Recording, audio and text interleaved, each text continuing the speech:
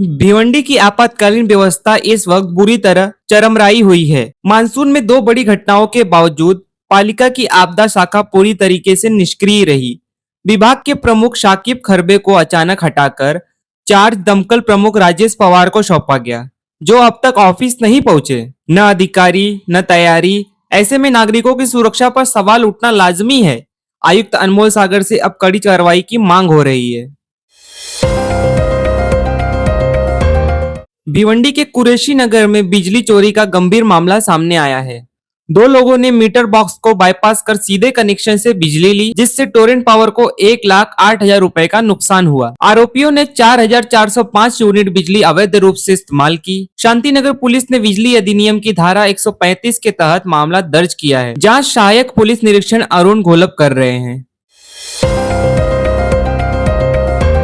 मुंबई मंत्रालय में मुख्यमंत्री देवेंद्र फडणवीस की अध्यक्षता में ई मंत्रिमंडल की पहली डिजिटल बैठक आयोजित की गई। यह बैठक पूरी तरीके से कागज रहित रही, जो राज्य सरकार की प्रशासन को अधिक पारदर्शी और प्रभावी बनाने की दिशा में एक क्रांतिकारी पहल मानी जा रही है।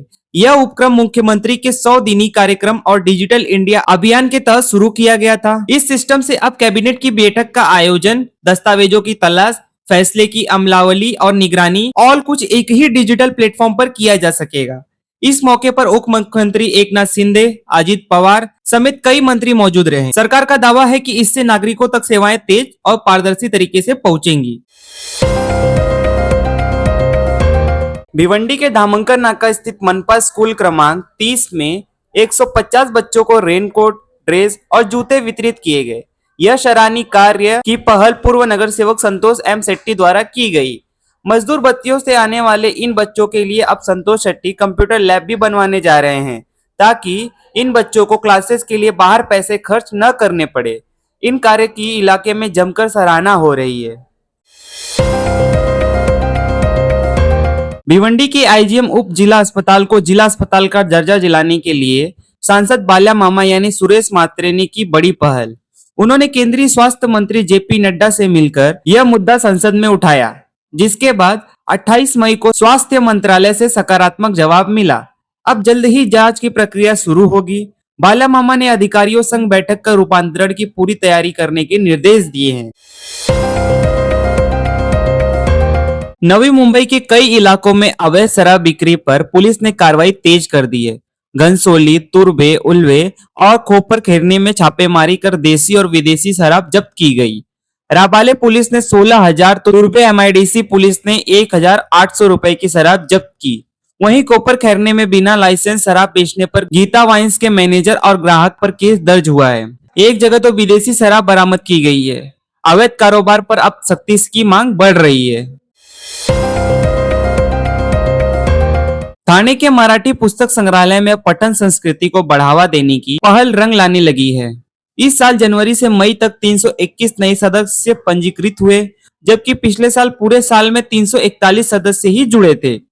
विवियाना मॉल में नया वाचनालय, घर घर पुस्तक सेवा और प्रतियोगी परीक्षाओं की सामग्री जैसे योजनाओं से छात्रों से लेकर वरिष्ठ नागरिकों तक का जुड़ाव बढ़ा है। अब पुस्तकालय के कुल सदस्य 3,206 हो चुके हैं। भिवंडी के सांसद सुरेश मात्रे बाल्या मामा ने अपने 1 साल के कार्यकाल की समीक्षा प्रेस कॉन्फ्रेंस में पेश की। उन्होंने टोरेंट हटाओ आंदोलन पर दोबारा स्पष्ट रुख अपनाते हुए कहा कि अवैध डिपॉजिट वसूली के खिलाफ वे संसद में आवाज उठाने वाले अकेले सांसद हैं। दबाव के चलते टोरेंट कंपनियों ने डिपॉजिट मांगना बंद कर दिया है। बाल्या मामा ने कहा कि ये सिर्फ नारा नहीं, जनता के हक के लिए ली गई शपथ है और ये लड़ाई आगे भी जारी रहेगी।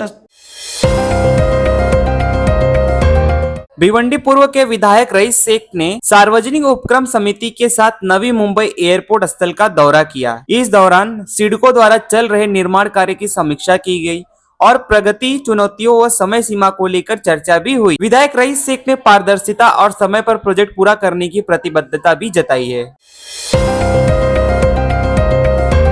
थाने में ग्राम विकास मंत्री जय कुमार गोरे ने जिला प्रशासन के साथ विकास योजनाओं की समीक्षा बैठक की। पूर्व केंद्रीय मंत्री कपिल पाटिल भी बैठक में मौजूद रहे। इस दौरान थाने जिले में चल रही ग्राम विकास और पंचायत राज योजनाओं पर चर्चा हुई और कई अहम निर्देश दिए गए, ताकि जमीनी स्तर पर कामों की रफ्तार को तेज किया जा सके।